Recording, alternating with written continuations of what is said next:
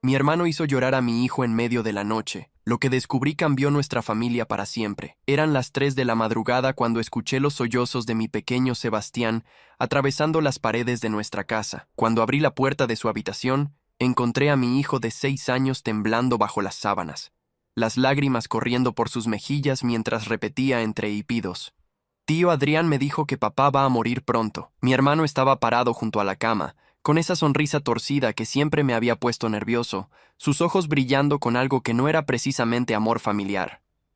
En ese momento, mientras levantaba a mi hijo en brazos y sentía su cuerpecito sacudirse con cada sollozo, algo dentro de mí se rompió. Adrián retrocedió un paso, su expresión cambiando a una máscara de inocencia ensayada. Solo estaba jugando, hermano, dijo con voz suave, casi infantil. El niño es muy sensible, necesita endurecerse un poco. Pero yo había visto su rostro segundos antes.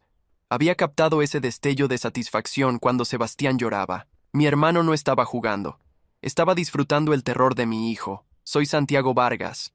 Tengo 34 años, y hasta esa noche había creído que conocía a mi familia. Adrián, 5 años menor que yo, siempre había sido el favorito de nuestros padres.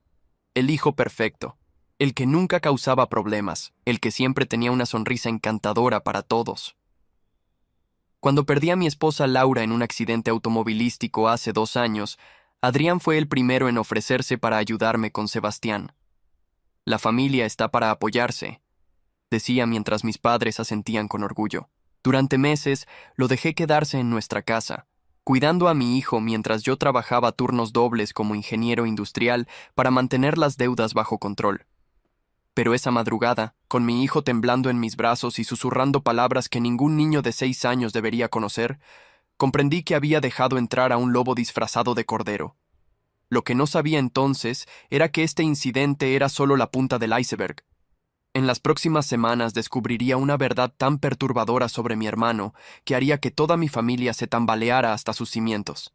Esa madrugada, después de sacar a Adrián de la habitación de Sebastián con más fuerza de la necesaria, pasé las siguientes 4 horas acunando a mi hijo hasta que finalmente se quedó dormido.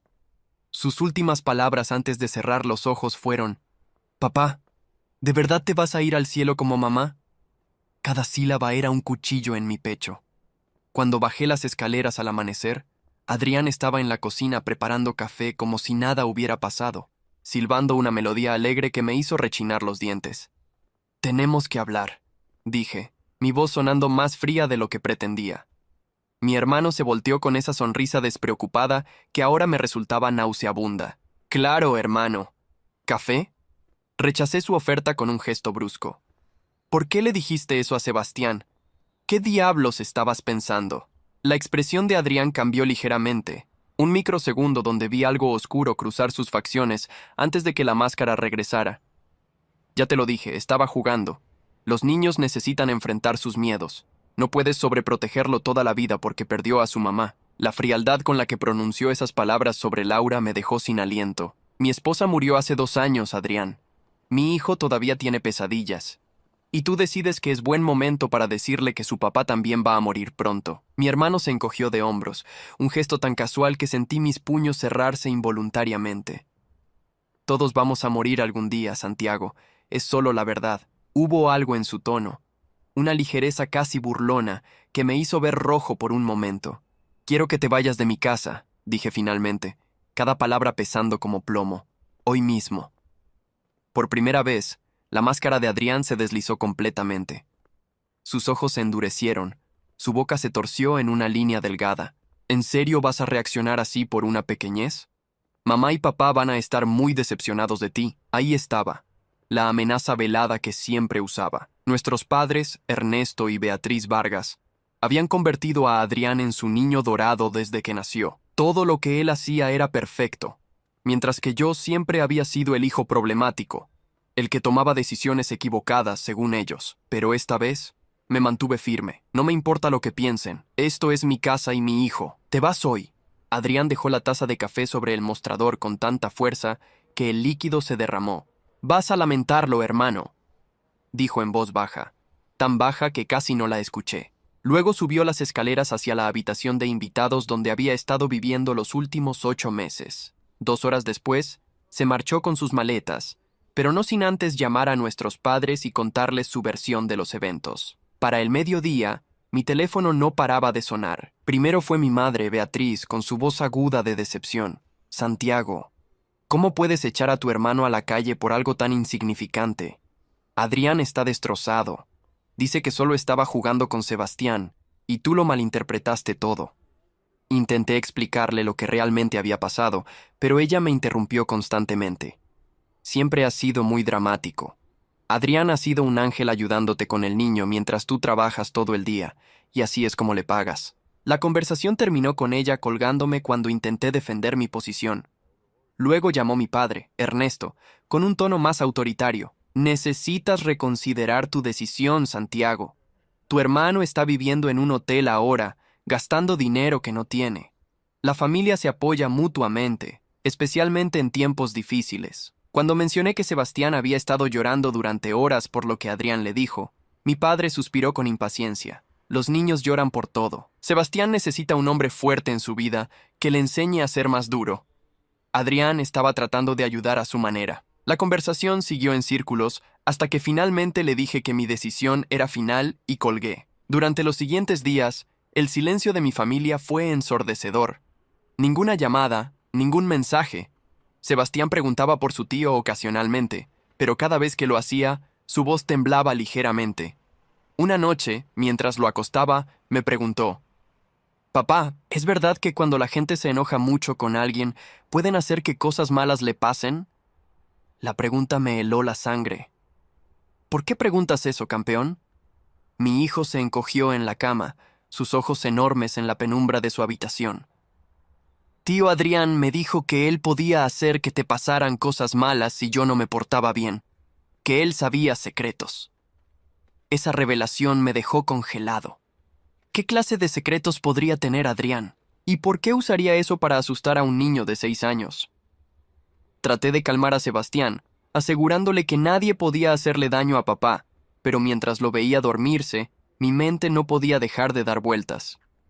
Al día siguiente, decidí hacer algo que nunca había hecho antes: revisar las redes sociales de mi hermano en busca de pistas sobre qué podría estar tramando. Lo que encontré me dejó sin palabras. En su cuenta de mensajes privados, que había dejado abierta en mi computadora meses atrás cuando se quedaba en mi casa, había conversaciones que me hicieron cuestionar todo lo que creía saber sobre él, mensajes con personas desconocidas, discutiendo planes que involucraban a mi familia, fotografías de documentos que reconocí como pertenecientes a la caja fuerte de mi padre, y lo más perturbador, capturas de pantalla de conversaciones donde Adrián hablaba sobre cómo finalmente conseguir lo que le correspondía de la herencia familiar.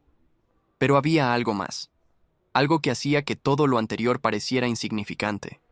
En una carpeta oculta encontré un archivo de texto que parecía ser un diario personal. Las primeras entradas eran bastante normales: quejas sobre el trabajo, comentarios sobre amigos.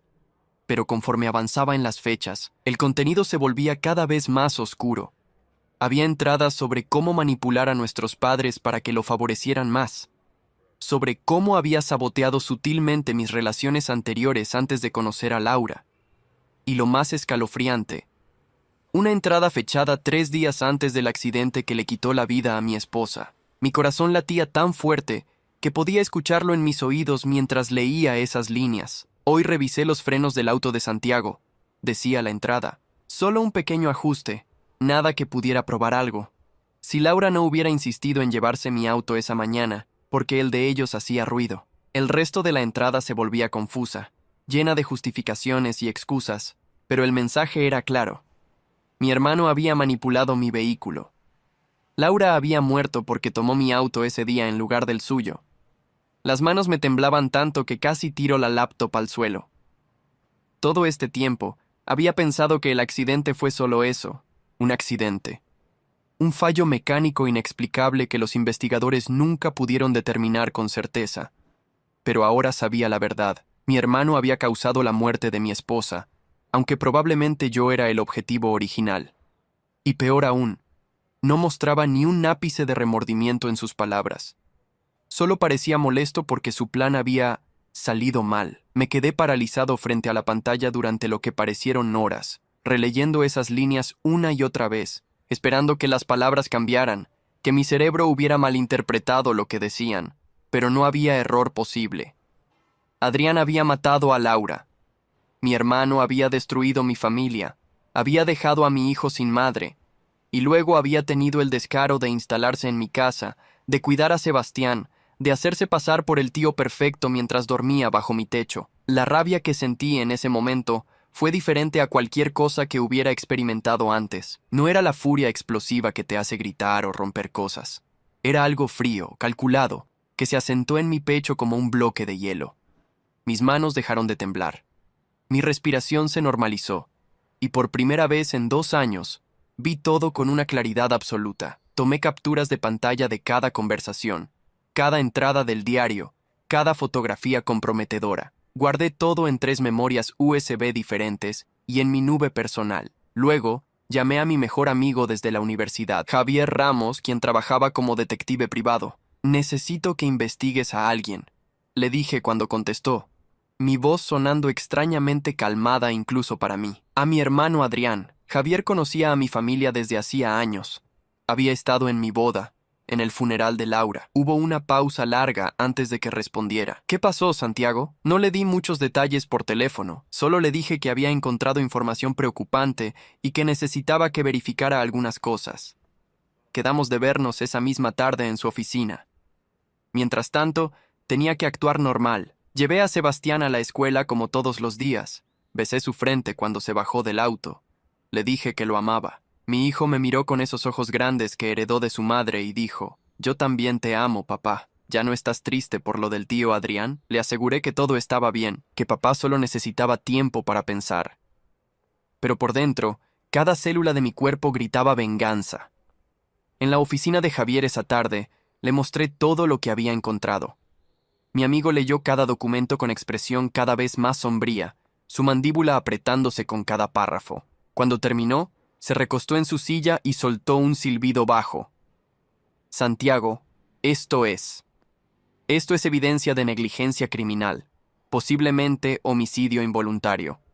Si esa entrada del diario es real, necesitas llevar esto a la policía de inmediato». Pero yo negué con la cabeza. La policía haría preguntas, investigaría durante meses, y al final, ¿qué? ¿Acusarían a Adrián basándose en un diario digital que él podría alegar fue manipulado? Necesitaba algo más sólido. «Quiero que lo sigas», le dije a Javier. «Documenta todo lo que hace, con quién se reúne, dónde va. Tiene que haber más. La gente como Adrián no comete un solo crimen y se detiene». Javier asintió lentamente, su expresión profesional reemplazando la preocupación personal. «Te va a costar. Seguimientos completos de 24 horas, varios investigadores». Le interrumpí. «No me importa el costo. Usa todo lo que necesites. Solo encuéntralo todo». Sacudimos manos y acordamos que me mantendría informado diariamente. Esa noche, cuando llegué a casa después de recoger a Sebastián de la escuela, encontré a mis padres esperándome en la entrada. Mi madre tenía los brazos cruzados, su rostro una máscara de desaprobación. Mi padre estaba a su lado, con esa expresión de decepción paternal que tan bien conocía. «Necesitamos hablar sobre tu hermano», dijo Ernesto sin preámbulo. «Ha estado viviendo en ese hotel durante casi una semana. Está gastando sus ahorros. Esto tiene que terminar, Santiago». Los dejé entrar, le pedí a Sebastián que subiera a su habitación a jugar, y luego enfrenté a mis padres en la sala. «No va a volver a esta casa», dije con firmeza. «Y si vienen aquí para convencerme de lo contrario, están perdiendo su tiempo». Beatriz se llevó una mano al pecho, como si mis palabras fueran una bofetada física. «¿Cómo puedes ser tan cruel con tu propio hermano? Adrián te ha ayudado tanto después de lo de Laura». Cada vez que mencionaban a Laura en el mismo aliento que defendían a Adrián, algo dentro de mí se retorcía. «¿Saben qué le dijo Adrián a su sobrino?», pregunté, manteniendo mi voz baja pero intensa. «Le dijo que yo iba a morir pronto, a un niño de 6 años que ya perdió a su madre. Le causó pesadillas durante días». Ernesto hizo un gesto desdeñoso con la mano. «Los niños malinterpretan las cosas. Estoy seguro de que Adrián no quiso decir eso de esa manera». La forma en que defendían automáticamente a mi hermano sin siquiera considerar mi versión me recordó todos los años de mi infancia donde yo era siempre el culpable, el problemático, mientras Adrián era el ángel perfecto. Hay más, continué, eligiendo mis palabras cuidadosamente. No podía revelar aún lo que sabía sobre el accidente de Laura, sin tener pruebas más sólidas. He descubierto cosas sobre Adrián que los harían cuestionarse todo lo que creen saber sobre él. Beatriz se rió, pero fue una risa amarga, casi histérica. ¿Qué cosas? ¿Más invenciones tuyas para justificar tu crueldad? Mi padre se inclinó hacia adelante. Mira, hijo, sé que has estado bajo mucho estrés desde que perdiste a Laura. Criar a Sebastián solo no es fácil, pero eso no es excusa para tratar así a tu familia. La conversación continuó en círculos durante casi una hora. Cada argumento que presentaba era desestimado, cada preocupación ridiculizada. Finalmente, mi padre dejó caer la bomba que había estado esperando. Si no permites que Adrián regrese, entonces no te dejaremos ver a tu hermano en las reuniones familiares, y tampoco eres bienvenido en nuestra casa hasta que reconsideres. Era un ultimátum clásico de Ernesto Vargas. Haz lo que yo digo o quedas fuera de la familia. Había funcionado conmigo toda mi vida, haciéndome ceder en miles de pequeñas batallas. Pero esta vez, con la imagen de Laura muerta en ese accidente ardiendo en mi mente, con las palabras de terror que Adrián había plantado en mi hijo resonando en mis oídos, no iba a ceder. Entonces supongo que no nos veremos por un tiempo, dije levantándome, señalando la puerta. Pueden irse ahora. El rostro de mi madre se descompuso en shock genuino.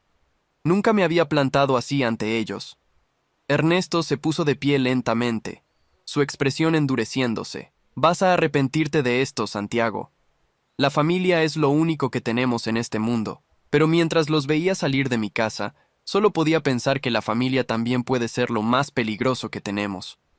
Los siguientes días fueron un torbellino de descubrimientos. Javier me enviaba actualizaciones constantes sobre los movimientos de Adrián. Mi hermano no había conseguido otro lugar donde vivir.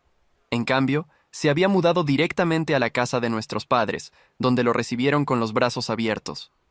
Según los informes de Javier, Adrián salía temprano cada mañana, pero no iba a su trabajo en la empresa de publicidad donde supuestamente trabajaba. En cambio, visitaba bancos, oficinas de abogados, y se reunía con personas que Javier identificó como tasadores de propiedades. Está planeando algo grande, me dijo Javier durante una de nuestras reuniones en su oficina. Extendió varias fotografías sobre el escritorio.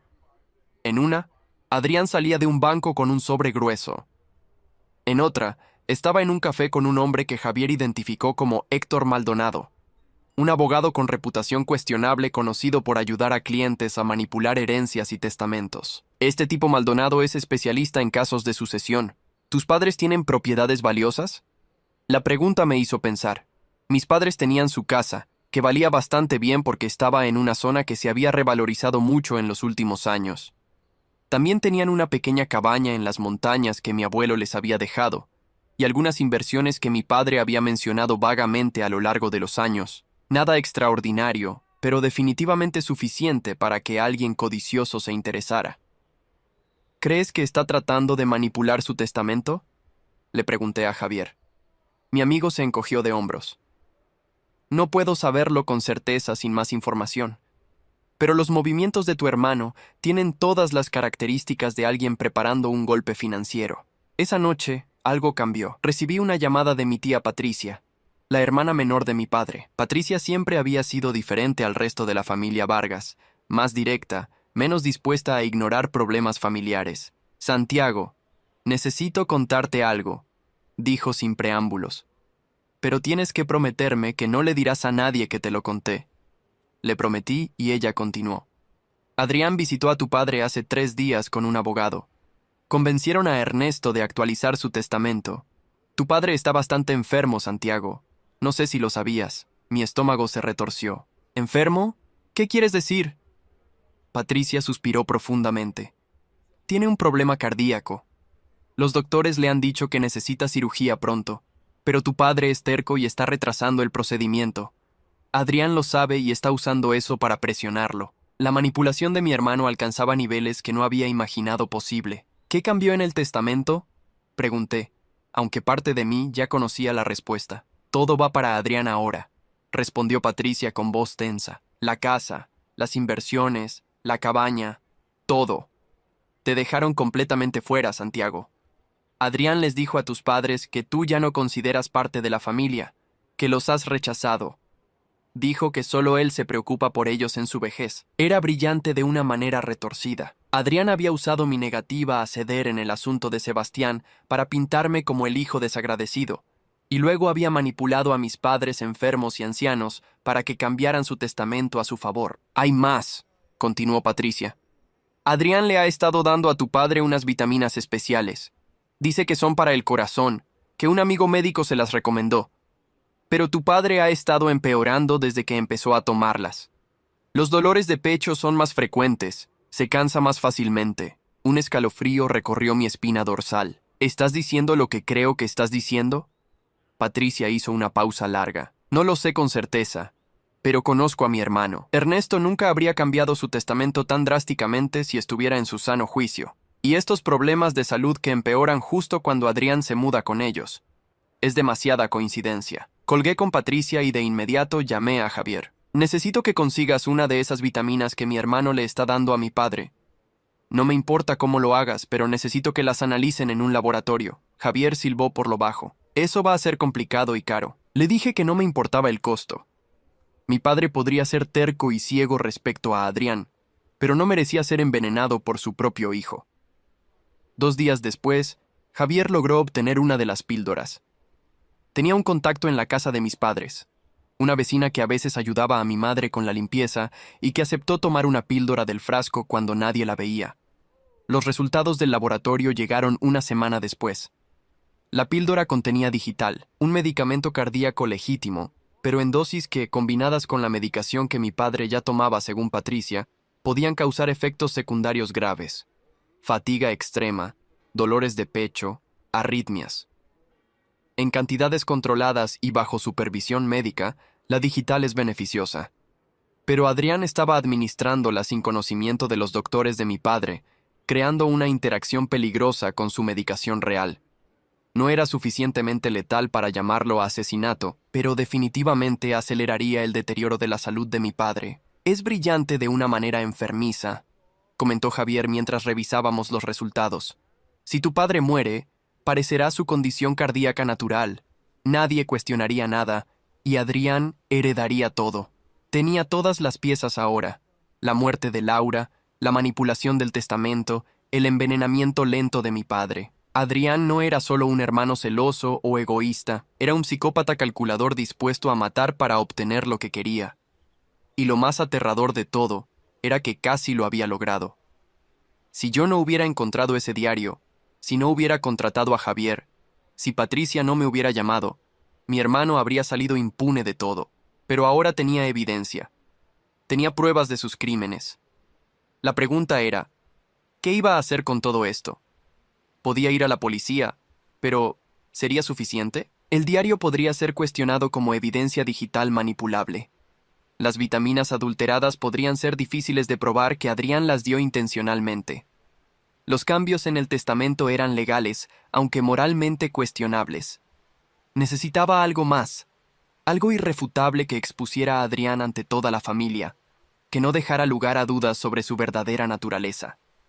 Fue entonces cuando recordé que mi padre tenía su cumpleaños número 65 en 2 semanas. Beatriz siempre organizaba una gran celebración familiar, invitando a todos los Vargas, tíos, primos, amigos cercanos. Según Patricia, a pesar de nuestro distanciamiento, mis padres habían decidido invitarme de todas formas, esperando que yo fuera quien cediera y me disculpara. Era la oportunidad perfecta. Delante de toda la familia, con testigos por todos lados, revelaría todo lo que Adrián había hecho. Lo expondría por el monstruo que era realmente, pero necesitaba preparar todo meticulosamente. No podía simplemente aparecer gritando acusaciones. Necesitaba pruebas físicas, testimonios, documentación irrefutable. Pasé los siguientes días coordinando con Javier cada detalle. Conseguimos declaraciones del laboratorio sobre las píldoras adulteradas.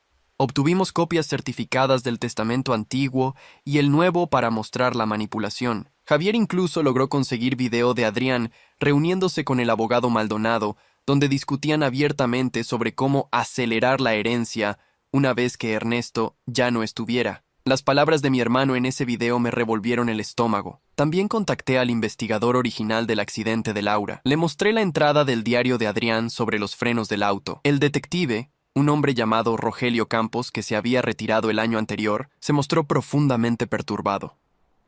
Siempre supe que había algo raro en ese accidente, me confesó. Los frenos fallaron de una manera demasiado específica, demasiado conveniente, pero no teníamos evidencia de manipulación intencional. Le pregunté si estaría dispuesto a dar su testimonio sobre sus sospechas en la fiesta. Después de pensarlo, aceptó. Si ese hijo de perra mató a tu esposa, merece enfrentar las consecuencias. La noche antes de la fiesta apenas pude dormir. Repasé mentalmente cada detalle del plan. Llegaría a la celebración como invitado normal, saludaría educadamente, esperaría el momento justo después de que cortaran el pastel, cuando todos estuvieran reunidos y atentos. Entonces le pediría la palabra a mi padre para un brindis especial. Y ahí, delante de todos, revelaría cada secreto sucio de Adrián.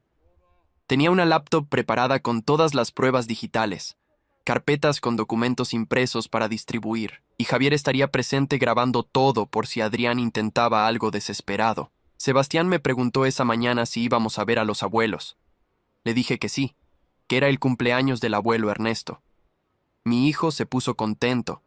Extrañaba a sus abuelos a pesar de todo, pero luego preguntó, ¿va a estar tío Adrián? Su voz tembló ligeramente al decir el nombre. Lo abracé fuerte. Sí va a estar, campeón, pero papá va a asegurarse de que nunca vuelva a asustarte. Sebastián me miró con esos ojos confiados que solo los niños tienen.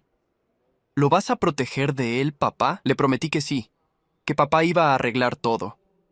Cuando llegamos a la casa de mis padres esa tarde, el lugar estaba decorado elaboradamente. Globos, pancartas de cumpleaños, mesas llenas de comida. Había al menos 40 personas presentes, toda la familia extendida. Mi madre me recibió en la puerta con expresión cautelosa, como si no estuviera segura de cómo tratarme. «Santiago, qué bueno que viniste», dijo con frialdad formal. «Tu padre estará contento de verte». Pero cuando busqué a Ernesto con la mirada, lo encontré sentado en un sillón del jardín, viéndose frágil y cansado de una manera que me sacudió. Realmente estaba enfermo. Adrián lo estaba matando lentamente.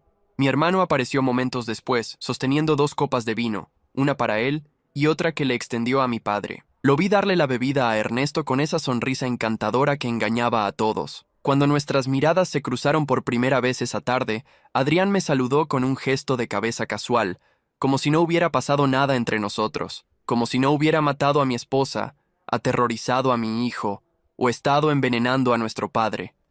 La facilidad con la que actuaba normal era escalofriante. La fiesta avanzó con normalidad superficial. Sebastián jugaba con sus primos en el jardín, vigilado de cerca por Patricia, quien me había prometido no dejarlo solo ni un segundo. Yo circulaba entre los invitados, saludando a tíos y primos que no había visto en meses, aceptando sus condolencias por mi distanciamiento de la familia. Todos parecían creer la versión de Adrián, que yo había exagerado un malentendido y había cortado lazos de manera irracional. Algunos me miraban con lástima, otros con leve reproche. Javier llegó discretamente alrededor de las 5 de la tarde, mezclándose con los invitados como un amigo más de la familia. Traía consigo una grabadora profesional oculta y su teléfono configurado para transmitir en vivo a un servicio en la nube, por si acaso algo salía mal. Me hizo un gesto sutil para indicarme que todo estaba listo. El detective Rogelio Campos llegó poco después, presentándose como un viejo amigo mío del trabajo. Nadie cuestionó su presencia. Cuando llegó el momento de partir el pastel, Beatriz llamó a todos para que se reunieran alrededor de la mesa principal. Ernesto se veía cansado pero sonriente, rodeado de su familia. Adrián estaba a su derecha, una mano apoyada en el hombro de nuestro padre, en una imagen de devoción filial que me hizo sentir náuseas. Todos cantaron el cumpleaños feliz. Mi padre sopló las velas con esfuerzo visible y luego comenzaron los brindis. Varios tíos y primos dijeron palabras amables sobre Ernesto, recordando momentos felices. Finalmente, llegó mi turno. Levanté mi copa y pedí la atención de todos. «Papá, hay algo importante que necesito decir, algo que toda la familia debe escuchar». El murmullo de conversaciones se apagó. Todas las caras se volvieron hacia mí con curiosidad. Vi la expresión de mi padre cambiar de complacida a cautelosa, y vi el rostro de Adrián tensarse ligeramente, aunque mantuvo su sonrisa. Javier activó discretamente la grabadora. El detective Campos se posicionó cerca de Adrián. Patricia mantenía a Sebastián dentro de la casa, lejos de lo que estaba por venir. Hace 3 semanas, comencé, mi voz clara y firme, descubrí algo sobre mi hermano Adrián que cambió todo lo que creía saber sobre esta familia. Descubrí que Adrián es responsable de la muerte de mi esposa Laura. El silencio que siguió fue absoluto. Ni una respiración se escuchaba. Mi madre dejó caer su copa de vino, que se hizo añicos contra el piso de concreto. Ernesto se puso pálido, y Adrián finalmente perdió su sonrisa, su rostro transformándose en una máscara de shock e indignación calculada. «Eso es ridículo», dijo mi hermano con voz fuerte, dirigiéndose a la audiencia más que a mí. «Santiago, entiendo que todavía estás dolido por mi salida de tu casa, pero hacer estas acusaciones locas es...». Lo interrumpí alzando una mano. «Tengo pruebas». Hice un gesto a Javier, quien sacó la laptop y comenzó a proyectar en la pared blanca de la casa usando un pequeño proyector que había traído. Primero aparecieron las entradas del diario de Adrián, ampliadas para que todos pudieran leerlas. La entrada sobre los frenos del auto. Las palabras sobre sabotear mis relaciones anteriores. Sus planes para manipular a nuestros padres. Escuché jadeos y murmullos por todo el jardín. Mi madre se llevó ambas manos a la boca. Ernesto trató de levantarse de su silla, pero sus piernas no lo sostuvieron. Adrián había perdido todo color en su rostro. «¡Eso es falso!», gritó, su voz subiendo una octava. «Alguien manipuló mi cuenta, escribió esas cosas para incriminarme, pero yo estaba preparado para esa defensa». «Detective Campos», llamé, y Rogelio se adelantó, mostrando su placa retirada y una carpeta con documentos oficiales. Explicó sus sospechas originales sobre el accidente, cómo los frenos habían fallado de manera sospechosa y cómo esta nueva evidencia confirmaba lo que él siempre había intuido. Luego llegó el segundo golpe. Javier proyectó imágenes de Adrián reuniéndose con el abogado Maldonado, acompañadas de transcripciones de sus conversaciones grabadas, donde discutían acelerar la muerte de Ernesto para cobrar la herencia más rápido. La voz de mi hermano en esas grabaciones era inconfundible, fría y calculadora, hablando de nuestro padre como si fuera un obstáculo financiero en lugar de un ser humano. «Podemos ayudar a que el proceso natural se acelere un poco», decía Adrián en la grabación. «Unas semanas, tal vez meses menos de sufrimiento para él, y yo puedo empezar mi vida real». El jardín estalló en gritos de indignación. Varios primos de mi padre, hombres grandes que trabajaban en construcción, se movieron amenazadoramente hacia Adrián. Mi hermano retrocedió, buscando una salida, pero Javier lo bloqueó de un lado y el detective Campos del otro. «No he terminado», dije, alzando mi voz sobre el tumulto.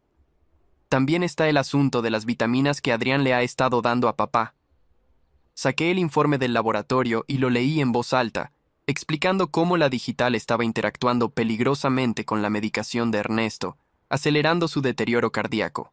Mi padre, quien hasta ese momento había estado en shock silencioso, finalmente habló con voz temblorosa. «Adrián, dime que nada de esto es verdad. Dime que Santiago está mintiendo». Pero mi hermano ya no podía mantener la fachada. Su rostro había pasado del shock a algo más oscuro, algo feo y resentido que había estado oculto bajo su máscara de hijo perfecto durante años. «¿Quieren saber la verdad?», gritó repentinamente, su voz cargada de veneno. «La verdad es que toda mi vida he vivido bajo la sombra de Santiago, el hijo mayor, el que hizo todo primero. No importaba lo que yo hiciera, siempre era Santiago esto, Santiago aquello.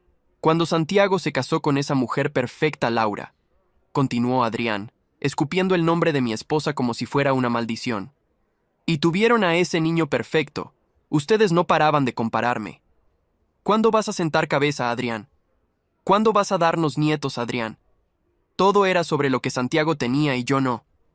Mi hermano se rió, pero era una risa histérica, rota. Así que sí, toqué los frenos de su auto, solo quería asustarlo un poco, hacerlo parecer menos perfecto. No era mi culpa que Laura decidiera usar ese auto ese día. Eso fue su elección, su error. El horror en las caras de todos los presentes era palpable. Mi madre comenzó a sollozar, negando con la cabeza una y otra vez. Ernesto tenía lágrimas corriendo por sus mejillas. Pero Adrián no había terminado su confesión. ¿Y las vitaminas? Por favor, papá de todas formas está muriendo. Solo estoy acelerando lo inevitable. ¿Por qué debería esperar años para recibir lo que me corresponde? He sido el hijo perfecto, el que se quedó aquí cuidándolos mientras Santiago construía su vida perfecta. Me lo merezco. Su voz se quebró en esa última palabra, revelando décadas de resentimiento y celos patológicos. Varios de mis primos se abalanzaron sobre Adrián, pero el detective Campos los detuvo. Ya llamé a la policía antes de venir, dijo Rogelio.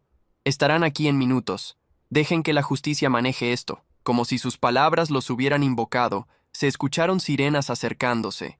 2 patrullas llegaron a la casa, y 4 oficiales entraron al jardín. Campos les explicó la situación, mostrándoles todas las pruebas que habíamos compilado. Adrián fue arrestado ahí mismo, esposado delante de toda la familia, mientras gritaba incoherencias sobre cómo todo era injusto, cómo nadie lo comprendía. Mi padre trató de levantarse para ir hacia su hijo menor, pero colapsó de nuevo en su silla. Patricia corrió a su lado revisando su pulso y color. «Necesita un médico inmediatamente», dijo con urgencia. «Los efectos de esas píldoras necesitan ser revertidos». Llamé a emergencias y en 15 minutos había una ambulancia llevándose a Ernesto al hospital.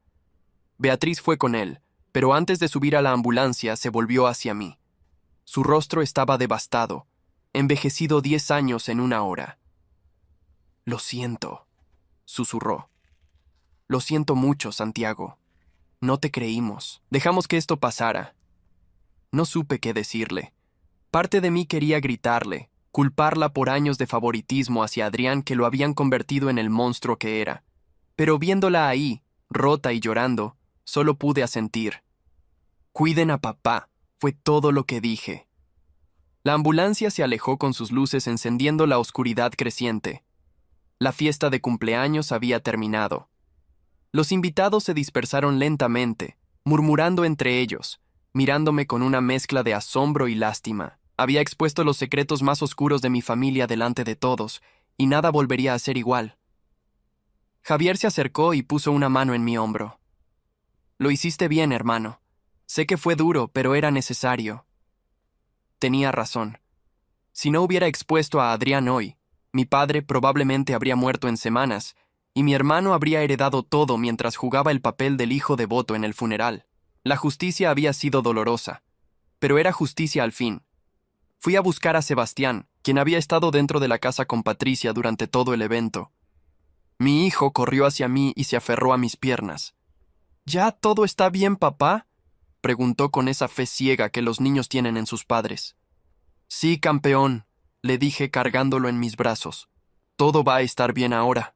Mientras manejaba a casa esa noche con Sebastián dormido en el asiento trasero, mi teléfono comenzó a sonar. Era Patricia. Me contó que los doctores habían estabilizado a Ernesto, que los efectos de la digital administrada incorrectamente serían revertidos con tiempo y tratamiento adecuado. Mi padre iba a sobrevivir. También me dijo que Beatriz quería hablar conmigo cuando me sintiera listo, que mis padres necesitaban disculparse apropiadamente por años de ceguera voluntaria respecto a Adrián. Les dije que necesitaba tiempo. La verdad era que no sabía si podría perdonarlos alguna vez completamente. Su favoritismo había creado el monstruo que mató a mi esposa, que aterrorizó a mi hijo, que casi mata a mi padre. Pero también entendí que ellos eran víctimas de Adrián tanto como yo. Mi hermano había manipulado sus emociones. Había jugado con su amor paternal. Había explotado sus debilidades. Quizás con tiempo y terapia podríamos reconstruir algo, pero nunca sería lo que fue antes. Y tal vez eso estaba bien. En casa, después de acostar a Sebastián, me senté en la sala con un vaso de whisky, mirando fotografías viejas de Laura. «Lo hice, amor», susurré a su imagen sonriente. «Le hice pagar por lo que te hizo». Por primera vez desde su muerte hace 2 años, sentí que podía respirar completamente.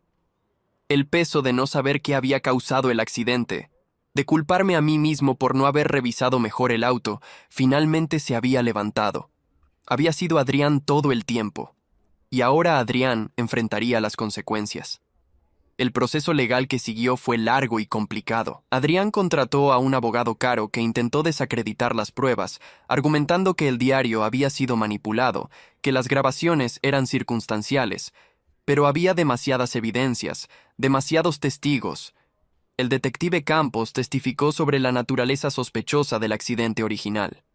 Los doctores de mi padre confirmaron que la digital administrada sin supervisión médica constituía un intento de homicidio. Y finalmente, la propia confesión gritada de Adrián en la fiesta de cumpleaños, grabada por múltiples teléfonos de invitados, selló su destino. 8 meses después del cumpleaños de mi padre, Adrián fue sentenciado a 20 años de prisión. Homicidio involuntario por la muerte de Laura, intento de asesinato de Ernesto, fraude y manipulación de ancianos.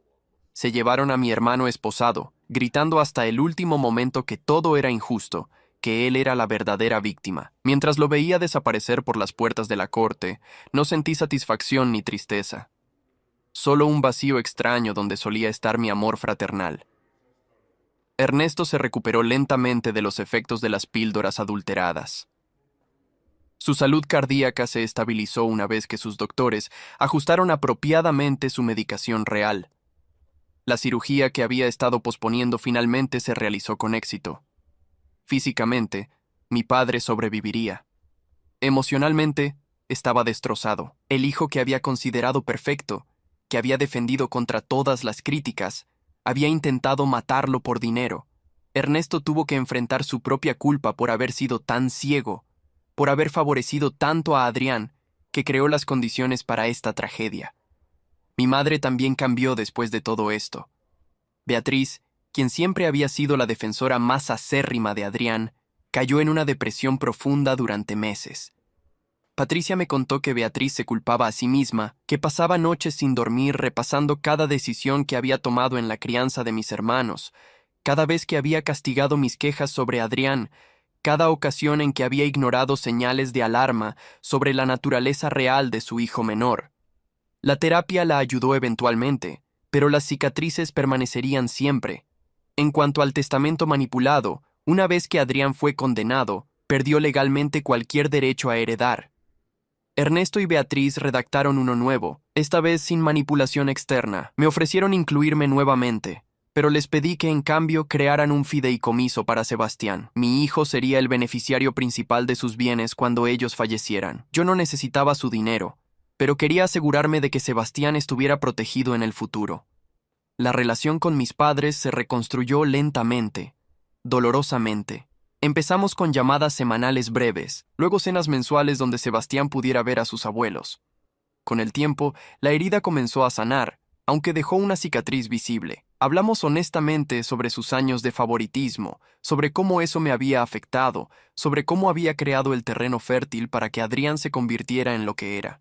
Mis padres escucharon, realmente escucharon, muchas veces con lágrimas en sus ojos. Pidieron perdón repetidamente. Y yo, lentamente, encontré la manera de perdonarlos, aunque nunca olvidaría. Sebastián también necesitó terapia. Un niño de 6 años no debería tener que procesar que su tío, alguien en quien confiaba, había matado a su madre y había planeado matar a su abuelo. Pero los niños son resilientes de maneras que los adultos a veces olvidan. Con ayuda profesional, Sebastián aprendió a hablar sobre sus miedos, a entender que no era su culpa que las personas a veces hacen cosas malas, a sentirse seguro nuevamente. Las pesadillas eventualmente disminuyeron. Su sonrisa regresó.